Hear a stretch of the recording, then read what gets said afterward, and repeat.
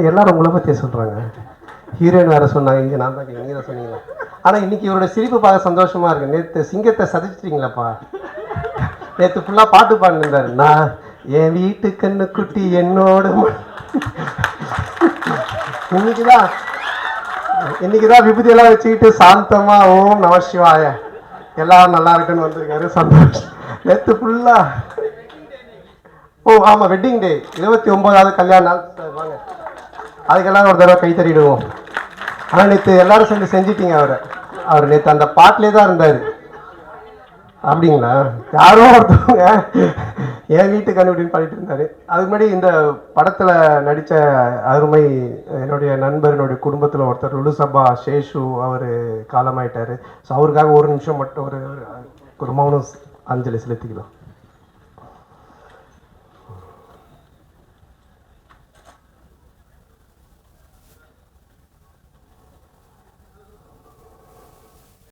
என்ன சொல்கிறது, படையப்பா படத்தில் ஒரு டைலாக் வரும், மாப்பிள்ளை அவர் தான் ஆனால் அவர் போட்டிருக்க வேட்டி சட்டை எந்த அப்படின்வாங்க. அந்த மாதிரி இங்கே நான் தான் கிங்கு, படத்துடைய ஹீரோ நான் தான், ஆனால் டைட்டில் அவருக்கு தான் கரெக்டாக இருக்கும். ஏன்னா மதுரை அன்பின் இங்கே நான் தான் கிங்குன்றது தான் கரெக்டாக இருக்கும். ஏன்னா அவ்வளோ பவர்ஃபுல்லான ஒரு ப்ரொடக்ஷன் கம்பெனி அவங்க, கோபுரம் ஃபிலிம்ஸ்.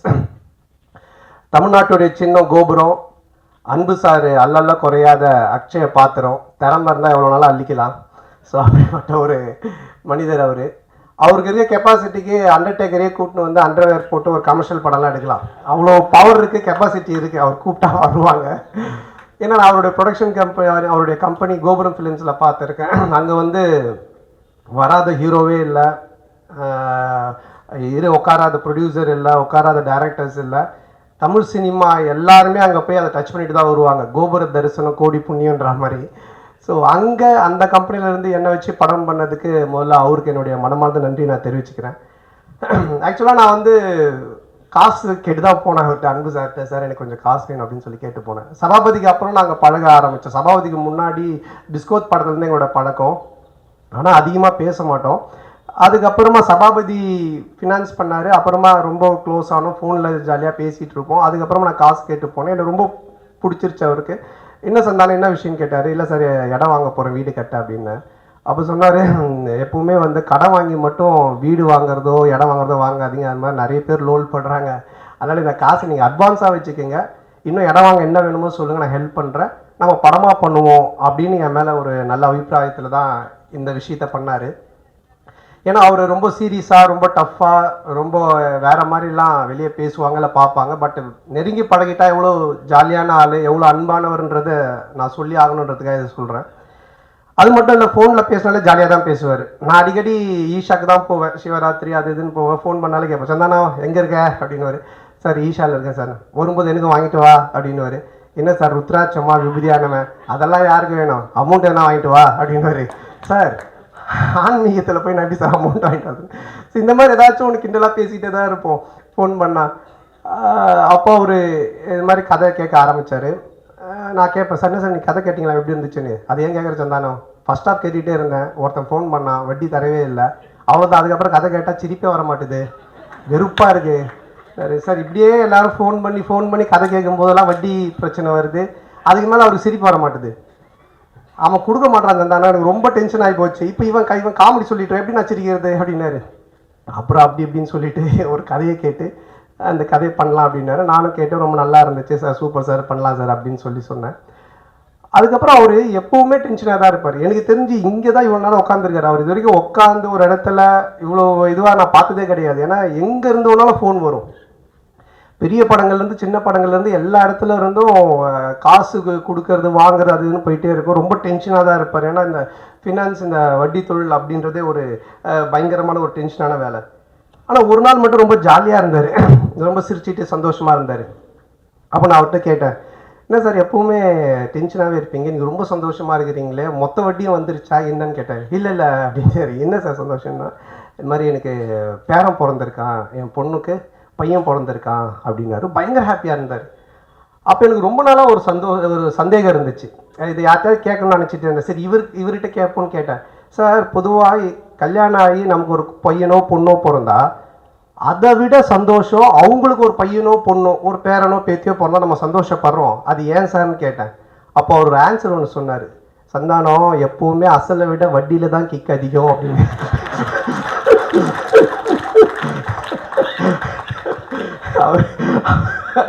இந்த மாதிரி நிறைய போன்ல நாங்கள் பேசி பஞ்சஸ். அப்போ நான் நினச்சேன் சார் இதுக்கு நீங்கள் தான் கரெக்டான ஆள், உங்களை அடிச்சுக்க ஆள் கிடையாது சார் அப்படின்னு சொல்லிட்டு. ஸோ அப்படிப்பட்ட ஒரு ஜாலியான மனிதர். ஸோ அவரோட சேர்ந்து இந்த படம் பண்ண ரொம்ப சந்தோஷமாக இருக்குது. ஏன்னா படம் பண்ணும்போது அவர் சொன்னார், தேட்டருக்கு வர ஜனங்க படத்தை பார்த்து சிரிச்சுட்டு போன சந்தானம், காசு பணம் முக்கியம் இல்லை, அது நம்ம சம்பாரிச்சிக்கலாம் அப்படின்ட்டு ஒரு ப்ரொடியூசராக இல்லாமல் ஒரு ஃபினான்ஷியலாக இல்லாமல் ஒரு தேட்ரு ஓனராக இந்த படத்தை எடுத்திருக்காரு. ஆடியன்ஸ் தேட்டருக்கு வரவங்க சிரிக்கணும் ரசிக்கணும் அப்படின்னு சொல்லிட்டு. அதே மாதிரி இந்த படமும் நல்லா வந்திருக்கு. இந்த படத்தை எடுக்கிற பொறுப்பை அவருடைய டாட்டர் சுஷ்மிதா அவங்ககிட்ட கொடுத்துருக்காரு. அவங்களுக்கு என்னுடைய வாழ்த்துக்கள். இந்த ஃபஸ்ட்டு படம், அது என்னுடைய படத்து மூலமாக அவங்க ப்ரொடியூசராக வர்றது எனக்கு ரொம்ப பெருமையாக இருக்குது. பொதுவாக வந்து நிறைய பொண்ணுங்க பார்த்தீங்கன்னா ஆன்லைனில் கண்டதையும் ஆர்டர் பண்ணி அப்பா காசை கறியாகிற பொண்ணுங்க இருப்பாங்க. ஆனால் சில பொண்ணுங்க அப்பா கொடுக்குற காசை சேர்த்து வச்சு பிரயோஜனமாக ஒன்று பண்ணுவாங்க. அதில் செகண்ட் கேட்டகரி தான் நம்ம ப்ரொடியூசர் சுஷ்மிதா. ரொம்ப பொறுப்பாக எங்கே செலவு பண்ணணும், எப்படி பண்ணணும், இதை எப்படி ப்ரொமோட் பண்ணணும், இந்த படத்தை எடுத்துகிட்டு போய் எப்படி சேர்க்கணும் அப்படின்றத ரொம்ப கவனமாக ரொம்ப டெடிக்கேஷனாக பண்ணுறாங்க. ஸோ அவங்க ஒரு மிகப்பெரிய ப்ரொடியூசர் லிஸ்ட்டில் வந்து கண்டிப்பாக நிற்பாங்க. ஸோ அவங்களுக்கு என்னுடைய நன்றி. அண்ட் தென் இந்த படத்தினுடைய மியூசிக் டைரக்டர் இமான் சார், அவர் என்ன மாதிரி தான் ஒரு ஆன்மீகவாதின்றதை விட ஒரு கடவுள் பக்தி உடையவர். எல்லாமே ஆண்டவர் ஆண்டவர் தான் சொல்லிட்டு இருப்பார்.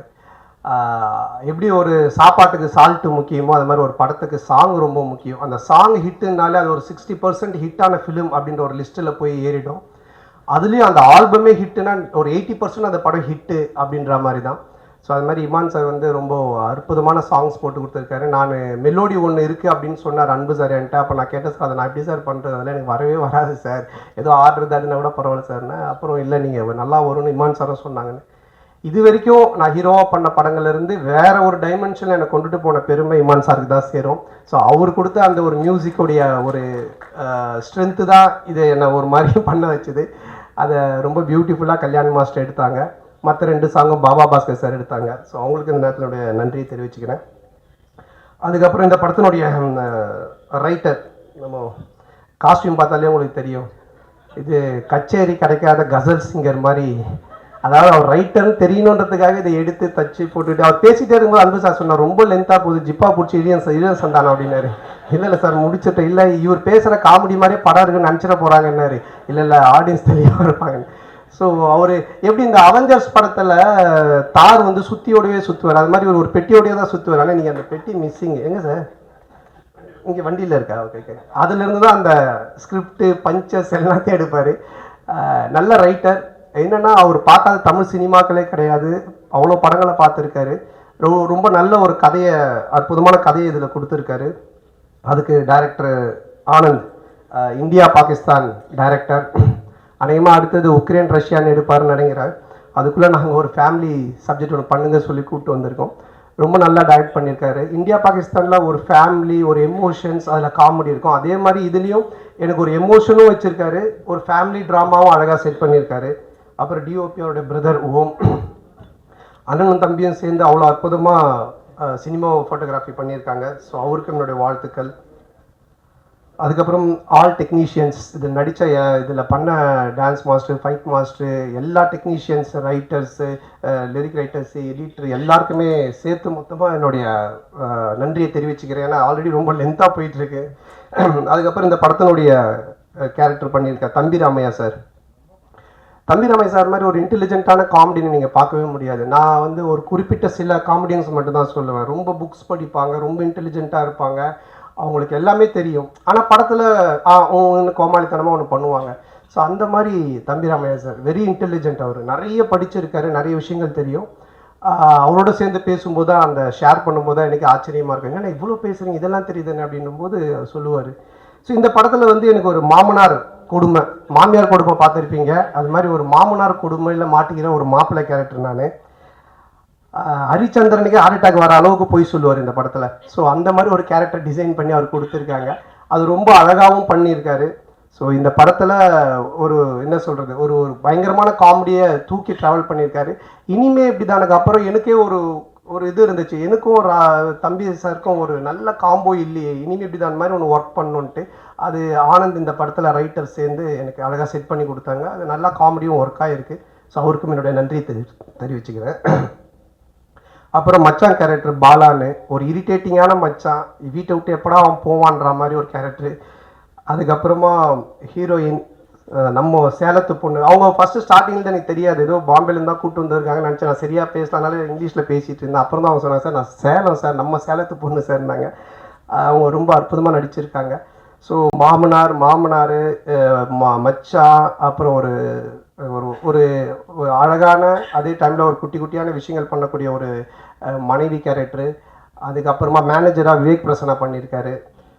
ஸோ இவங்க எல்லாருமே அதில் இருக்காங்க. அதுக்கப்புறம் என்னுடைய படம்னாலே ஒரு ஃபேமிலி காம்போ பேக்குன்னுவாங்க. இந்த பர்கர் பீஸாலாம் வாங்கினா கூல்ட்ரிங்க்ஸு ஃப்ரெஞ்சு ஃப்ரைஸ் இதெல்லாம் தருவாங்க ஃப்ரீயாக. அந்த மாதிரி என்னுடைய படம் அப்படின்னு சொன்னாலே மாறன், சேசு, கூல் சுரேஷ், முனிஷ்காந்த் இப்படி எல்லாருமே இருப்பாங்க, ஆண்டனி, மனோபாலா எல்லாருமே. ஸோ அவங்க எல்லாருமே இதில் இருக்காங்க.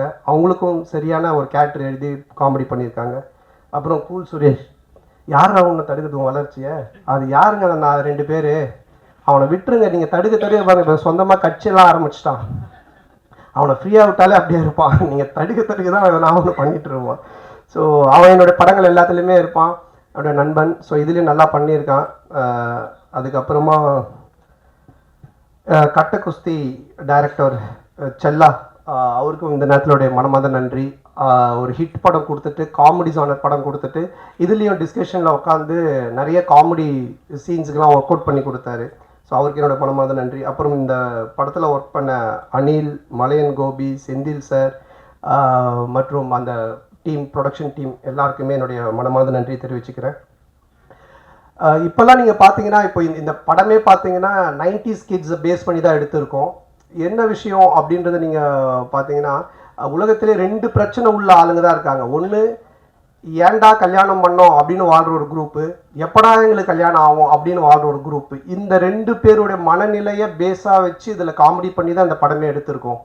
ஸோ இன்றைக்கி ரொம்ப கன்ஃபியூஷனாக தான் இருக்காங்க யங்ஸ்டர்ஸ் எல்லாருமே. அப்துல் கலாம் ஐயா சொன்னாங்க கனவு காணுங்க அப்படின்னு. ஆனால் இன்றைக்கி இருக்க பசங்க ட்ரீமை பற்றி எங்கே யோசிக்கிறானுங்க? ட்ரீம் 11 எந்த டீமு காசு கட்டினா காசு வருன்றதை பற்றி தான் அதிகமாக யோசிச்சுன்னு இருக்கானுங்க. ஸோ அதுக்கப்புறமா வாழ்க்கையோட ஸ்டேட்டஸை பற்றி யோசிக்கிறதில்ல, வாட்ஸ்அப்பில் என்ன ஸ்டேட்டஸ் போட்டால் நம்ம கெத்தாக இருக்குன்னு தான் யோசிச்சுட்டு இருக்காங்க. ஸோ இப்படிப்பட்ட ஒரு மனநிலையில் இன்றைக்கி இருக்க ஒரு சுச்சுவேஷனில் இருக்கிற ஒரு 90s கிட்ஸ் ஆகட்டும், இல்லை 2K கிட்ஸ் ஆகட்டும், இவங்களோட லைஃப் ஸ்டைல் எப்படி இருக்கும் அப்படின்ற ஒரு பேஸ் தான் இந்த படத்தினுடைய கதையே. ஸோ இதை ஒரு ஃபேமிலி ட்ராமாவாக ரொம்ப அற்புதமாக பண்ணியிருக்கோம். நிச்சயமாக 2 ஹவர்ஸ் நீங்கள் தேட்டரில் வந்து படம் பார்க்கும்போது போர் அடிக்காது. இப்படி ஒரு குடும்பமா அப்படின்னு நீங்கள் பார்த்து சிரிக்கிற மாதிரி தான் இந்த படம் இருக்கும். ஸோ இந்த படத்தை மே 10th அன்னைக்கு தேட்டரில் வந்து ஃபேமிலியோடு பார்த்து ஜாலியாக என்ஜாய் பண்ணுங்கள். 2 ஹவர்ஸ் டெஃபினட்டாக சிரித்து என்ஜாய் பண்ணுவீங்க, அதில் எந்த டவுட்டுமே இல்லை.